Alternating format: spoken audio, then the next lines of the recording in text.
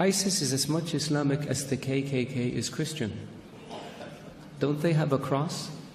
Don't they do everything in the name of religion and Christ? Don't they believe that Christ compels them to lynch and kill people of African descent? Can one really say that the KKK is a Christian organization? There are other groups that one can point to. There are other massacres that were committed in the name of keeping certain countries or regions clear of non-Christians. There are people like this also in the Jewish faith that have nothing to do with Judaism. There are people like this in the Hindu faith that have nothing to do with Hinduism.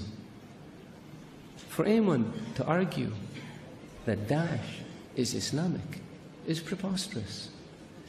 In the Islamic faith, the Quran reveals that you have your faith and I have my faith.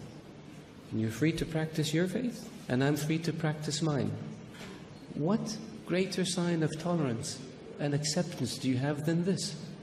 In the Islamic faith it says, he who kills an innocent soul is as if he has killed all of humanity. And he who saves an innocent soul is as if he saved all of humanity. What better example of compassion and mercy do you have than this? So if you look at what Daesh says and you say it's in the scriptures, doesn't the Old Testament say an eye for an eye and a tooth for a tooth? If somebody does it today, would you say they were Christian or they were Jewish? So I caution people, because it seems to have become almost novel. Not novel, it's become the flavor of the day to try to read things into Daesh or into Islam that are not there.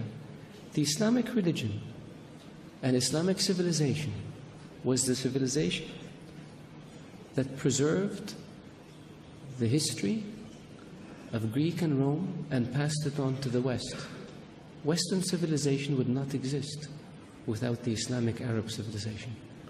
The Islamic civilization and the Islamic Arab civilization was the civilization that connected China with Europe. So it was global. The point I made early on about being an intermediate civilization, this is what I mean.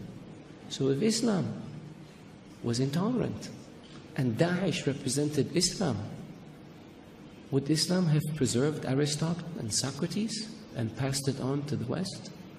Would Islam have connected Eastern civilization with Western civilization? Of course not.